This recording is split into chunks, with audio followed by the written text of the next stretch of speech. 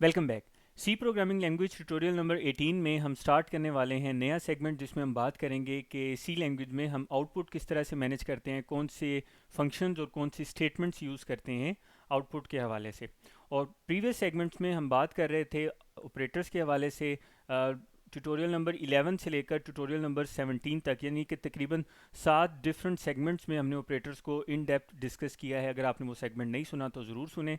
इसके हवाले से जो पूरी लिस्ट है, कंप्लीट प्लेलिस्ट है, उसका जो लिंक है वो आपको इसी वीडियो की डिस्क्रिप्शन में मिल जाएगा। तो हम without wasting any time start करते हैं आउटपुट के हवाले से। तो सी लैंग्वेज में आउटपुट के लिए हम इस्तेमाल करते हैं print F statement.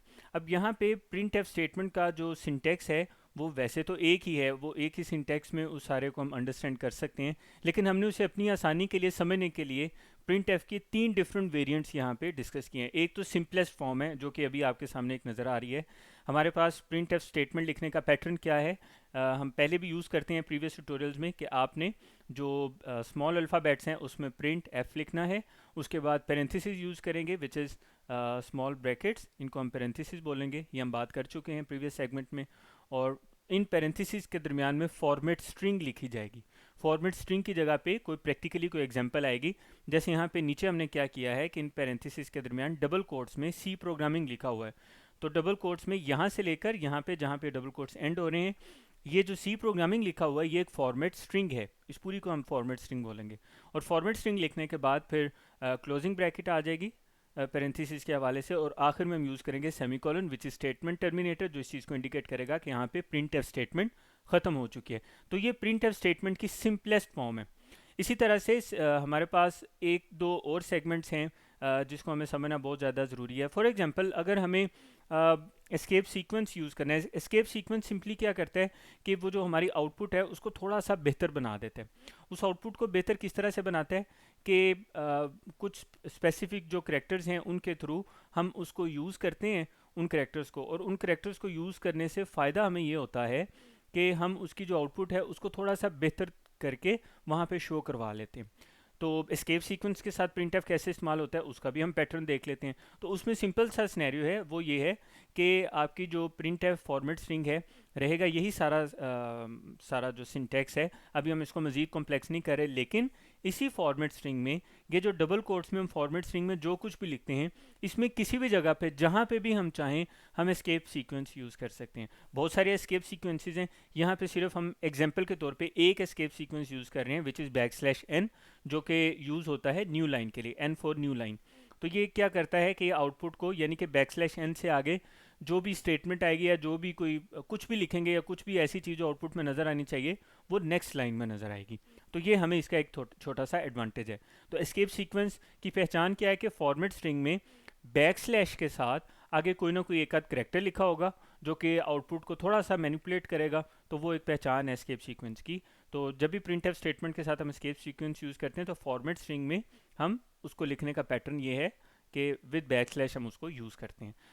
Escape sequence की और बहुत सारी टाइप्स हैं, इसके हवाले से हम डिटेल में बात करेंगे नेक्स्ट सेगमेंट्स में। तो अभी हम फ़िलहाल इसको आसान तरीके से उसकी फंडामेंटल समझने की कोशिश करें।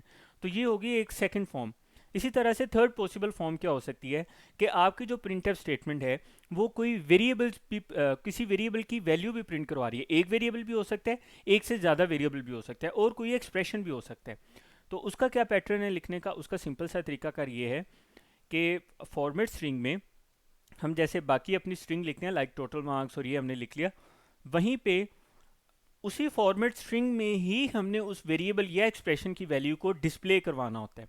लेकिन उसको डिस्प्ले करवाने का तरीकाकार क्या है कि हम यूज़ करते हैं, जैसे एस्केप सीक्वेंस के लिए हम \, यूज़ करते हैं, वैसे ही फॉर्मेट स्पेसिफायर के लिए हम %साइन यूज़ करते हैं, जो कि इंडिकेट करता है कि अब यहाँ पे कोई फॉर्मेट स्पेसिफायर आएगा। उसके बाद कोई स्पेसिफिक करेक्टर आता है लाइक I, D या F। जैसे कि जो i है वो इंटीजर के लिए हम यूज़ करते हैं। अगर हमने यहाँ पे इंटीजर टाइप की कोई वैल्यू शो करवानी हो तो ये %i ये इंडिकेट करता है कि यहाँ पे कोई इंटीजर वैल्यू आएगी। अब वो वैल्यू कहाँ से आएगी? वो वैल्यू आएगी यहाँ पे फॉर्मेट स्ट्रिंग ख़त्म होने के बाद हम कोमा लिखेंगे।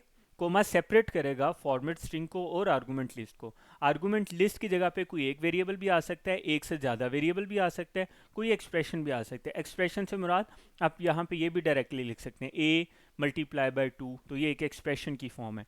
तो यहाँ पे हम एक वेरिएबल या एक से ज़्यादा भी लिख सकते हैं। अगर एक से ज़्यादा वेरिएबल हो तो उसका क्या तरीका कर होता है लिखने का, जैसे यहाँ पे नम लिखा है, अगला वेरिएबल लिखना है तो कोमा लिखेंगे, फिर अगला वेरिएबल। तो ये लिखने का उसका पैटर्न है। तो ये जो कोमा सेपरेटेड आगे सिनेरियो है, इसके आगे हम वेरिएबल्स या एक्सप्रेशन की लिस्ट देते हैं। कौन से वेरिएबल्स की लिस्ट, ये बड़ी अहम बात है। उन वेरिएबल्स की लिस्ट जिनकी वैल्यू हम यहाँ पे शो करवाना चाह रहे होते हैं फॉर्मेट स्पेसिफायर की जगह पे। तो होगा यहाँ पे यूँ कि ये जो वेरिएबल है विच इज़ नम, इसकी जो कि एक इंटीजर वेरिएबल है, इसकी वैल्यू शो होगी फॉर्मेट स्ट्रिंग में। लेकिन वो वेरिएबल कहाँ पे हम लिखेंगे, फॉर्मेट स्ट्रिंग से बाहर, कोमा के बाद। तो अब यहाँ पे जब ये फॉर्मेट स्ट्रिंग आएगा तो इसको कंपाइलर कैसे डिस्प्ले करवाएगा कि यहाँ पे जब वो इस फॉर्मेट स्पेसिफायर के पास आएगा तो फर्स्ट फॉर्मेट स्पेसिफायर के बाद कोमा के बाद जो फर्स्ट वेरिएबल आ रहा है उसकी वैल्यू उठाएगा। तो ये परसेंटेज आई की जगह पे बेसिकली नम की वैल्यू शो करेगा। तो ये प्रिंट एफ की एक ऐसी फॉर्म है जिसमें के फॉर्मेट स्पेसिफायर हम यूज़ करते हैं इन केस कि अगर हमने कोई वैल्यू प्रिंट करवानी हो किसी वेरिएबल या एक्सप्रेशन की। तो ये तीन पॉसिबल फॉर्म्स हैं प्रिंट एफ स्टेटमेंट के हवाले से जब भी हमने सी प्रोग्रामिंग लैंग्वेज में आउटपुट डिस्प्ले करवाना होता है। अब हम चलते हैं विजुअल स्टूडियो कोड की तरफ, और विजुअल स्टूडियो कोड में इन तीनों को हम एग्जांपल्स के थ्रू समझने की कोशिश करते हैं। तो सबसे पहले हम यहाँ पे इनपुट आउटपुट के लिए एक नई फाइल क्रिएट कर लेते हैं। मैं यहाँ पे न्यू फाइल पे क्लिक करता हूँ और इसके बाद मैं यहाँ पे लिखता हूँ इनपुट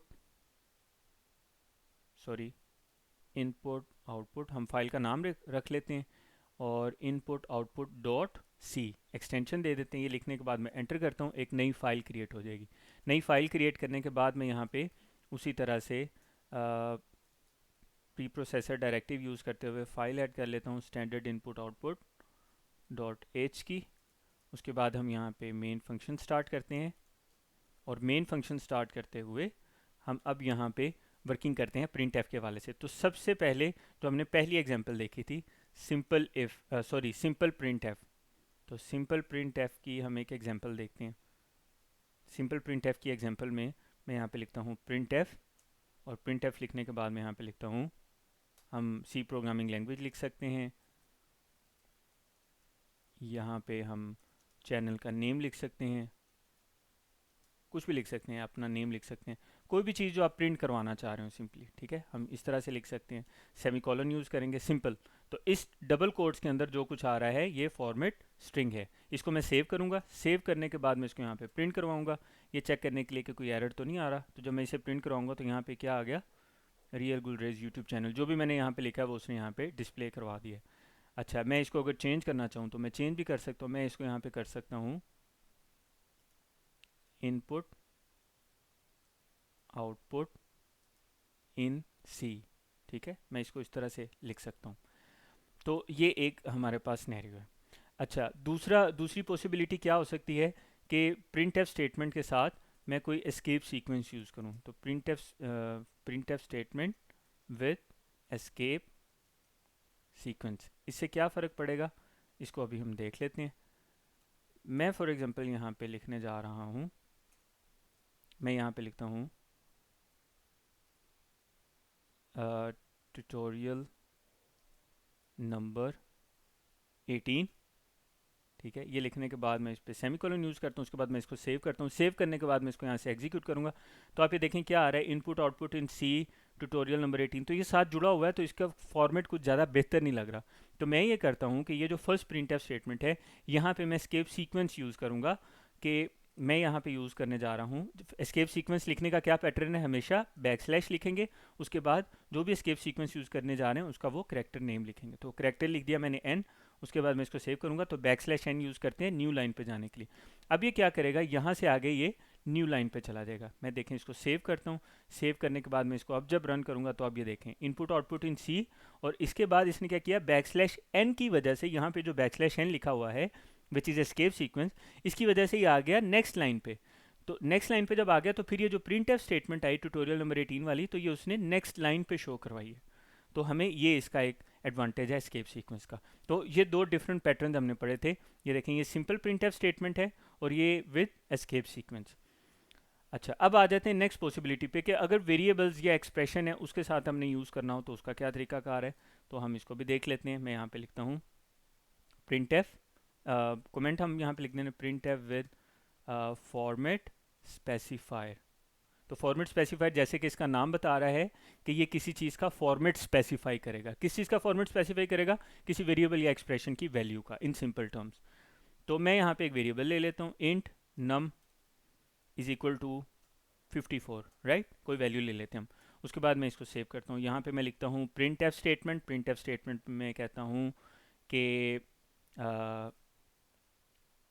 इसको मैं कह देता हूँ टोटल नम या नंबर या रिज़ल्ट, कुछ भी लिख लें, रिज़ल्ट इज़ इक्वल टू, अच्छा यहाँ पे मैं चाह रहा हूँ रिजल्ट इज इक्वल टू के बाद नम की वैल्यू आए। नम की वैल्यू इंटीजर में शो करवानी है, तो मैं यहाँ पे यूज़ करूँगा परसेंटेज आई। ये भी यूज़ कर सकता हूँ, परसेंटेज डी भी यूज़ कर सकता हूँ। फॉर्मेट स्पेसिफाई लिखने का क्या तरीकाकार है?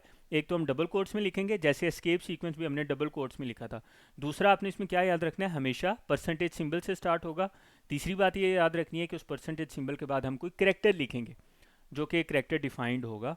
अच्छा, इसकी डिटेल्स हम आगे चल के पढ़ेंगे, बहुत सारे फॉर्मेट स्पेसिफाइड्स हैं, ये हम आगे चल के डिटेल में देखेंगे, अभी सिर्फ इसका पैटर्न समझ लें। तो परसेंटेज डी या परसेंटेज आई यूज़ कर सकते हैं हम इंटीजर वैल्यू के लिए, लेकिन इतना करना काफ़ी नहीं है। देखें, अगर मैं इसको सेव करता हूँ, मेरे जहन में यह है कि यहाँ पे नम की वैल्यू है। सेव करने के बाद अगर मैं इसको एग्जीक्यूट करता हूँ तो यहाँ पे देखें नीचे रिजल्ट में उसने ये क्या शो करवाया है, 44200784, जबकि यहाँ पे तो मैंने ऐसी कोई वैल्यू ही स्टोर नहीं करवाई नम में, तो ये इसने खुद से गार्बेज वैल्यू उठा के दे दी है। तो इसका, इसलिए इसका क्या पैटर्न है, गार्बेज वैल्यू है या जो भी सिनेरियो है, इसको देखना पड़ेगा। तो मैंने क्या शो करवाना है यहाँ पे, नम की वैल्यू। तो नम की वैल्यू अगर मैंने शो करवानी है तो मैं यहाँ पे लिखूंगा कोमा, स्पेस देना ज़रूरी नहीं है, मैं वैसे स्पेस दे रहा हूँ समझाने के लिए, कोमा सेपरेटेड। यहाँ पे अब मैं वेरिएबल लिख लूँगा, मैं यहाँ पे लिखूंगा नम। तो होगा क्या, पहला फॉर्मेट स्पेसिफायर, इसमें वैल्यू किसकी शो होगी, कोमा के बाद जो कि पहला वेरिएबल या पहला एक्सप्रेशन है। तो कोमा के बाद पहला वेरिएबल नम है, तो नम की वैल्यू कहाँ पे शो होगी, परसेंटेज आई में। इसको मैं सेव करता हूँ, नीचे से आउटपुट वाली जो स्क्रीन है CLS लिख के इसको क्लियर कर देता हूँ। और अब मैं ये जो सारा कुछ लिखा है इसको दोबारा से एग्जीक्यूट करता हूँ। अब ये देखें, ये आ रहा है input output in C tutorial number 18, result is equal to 54। अब ये 54 कहाँ से उठा के ला रहा है, नम में से। कैसे कि यहाँ पे जब परसेंटेज आई पे आएगा कंपाइलर, तो वो देखेगा कि फॉर्मेट स्ट्रिंग कहाँ पे एंड हो रही है, तो वो देखेगा यहाँ पे फॉर्मेट स्ट्रिंग होगी ख़त्म, यहाँ पे शुरू हो गया, अब यहाँ पे आ गया कोमा। कोमा के बाद वो देखेगा पहला वेरिएबल क्या है या पहला एक्सप्रेशन क्या है, वो उसे मिलेगा नम, तो वो इस परसेंटेज आई की जगह पे नम को शो करवा देगा, नम की वैल्यू को शो करवा देगा। तो ये इसका पैटर्न है। फिर अच्छा, इसी तरह देखें ट्यूटोरियल नंबर 18 और रिजल्ट जुड़ा हुआ है, तो इसके लिए हम क्या कर सकते हैं, इसके लिए हम दो काम कर सकते हैं। या तो हम यहाँ पे \n यूज़ करके इसको सेव कर लें और दोबारा एग्जीक्यूट करें, तो देखें अब आउटपुट आपकी अलग अलग नज़र आ रही है। एक ये भी तरीकाकार है, एक ये है कि मैं अगर इसको मिटा दूं और मैं यही \n यहाँ पे भी यूज़ कर सकता हूँ। ये कहीं भी कोई ऐसी पाबंदी नहीं है कि आपने \n सिर्फ आखिर में यूज़ करना है, या एस्केप सीक्वेंस आप किसी भी जगह पे इस्तेमाल कर सकते हैं फॉर्मेट स्ट्रिंग में। फॉर्मेट स्पेसिफायर भी आप किसी भी जगह पे इस्तेमाल कर सकते हैं फॉर्मेट स्ट्रिंग में, डिपेंडिंग अपॉन योर रिक्वायरमेंट्स। तो मैं इसको सेव कर रहा हूँ, सेव करने के बाद मैं इसको एग्जीक्यूट करूंगा। तो देखें इस सूरत में भी मुझे उसने क्या किया है कि वैसे उसने शो करवाना था इसके साथ, ट्यूटोरियल नंबर 18 के साथ, लेकिन उसने रिजल्ट यहाँ से आगे आउटपुट शो करवाने से पहले \n की वजह से अगली लाइन में ले गया। अगर मैं यहाँ पे 2 दफ़ा \n लिख दूँ और सेव करूँ तो आप ये देखिएगा थोड़ा सा ज़्यादा स्पेस दे देगा, 2 लाइन जितनी। यहाँ पे नीचे देखें आउटपुट में स्पेस दे रहा है।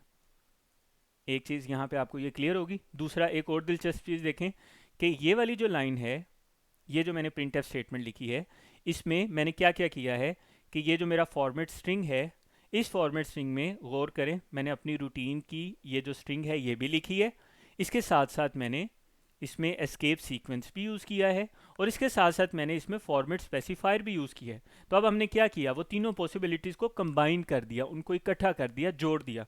तो उससे क्या होगा, उससे हमें ये बात समझ में आई कि हम किसी एक प्रिंट एफ स्टेटमेंट में एट द सेम टाइम उसके फॉर्मेट स्ट्रिंग में एस्केप सीक्वेंस भी इस्तेमाल कर सकते हैं, अपनी जनरल फॉर्मेट जो जनरल जो स्ट्रिंग है वो भी लिख सकते हैं, जो भी हमने वर्ड्स लिखने हैं, और हम फॉर्मेट स्पेसिफायर भी यूज़ कर सकते हैं, और एस्केप सीक्वेंस मल्टीपल यूज़ कर सकते हैं, फॉर्मेट स्पेसिफायर भी मल्टीपल यूज़ कर सकते हैं। तो अभी के लिए हम इस वीडियो को यहीं पे कंप्लीट करते हैं ताकि बहुत ज़्यादा लेंथी ना हो जाए। नेक्स्ट जो सेगमेंट है, नेक्स्ट जो ट्यूटोरियल है, उसमें हम डिटेल में बात करेंगे एस्केप सीक्वेंसेस के हवाले से कि और कौन कौन से अवेलेबल हैं, और इसी तरह से हमारे पास इसके अलावा फॉर्मेट स्पेसिफायर्स में कौन कौन सी ऑप्शंस अवेलेबल हैं, ताकि हम output in C programming language को डिटेल में इन डेप्थ समझ सकें। तो मिलते हैं अगले ट्यूटोरियल में।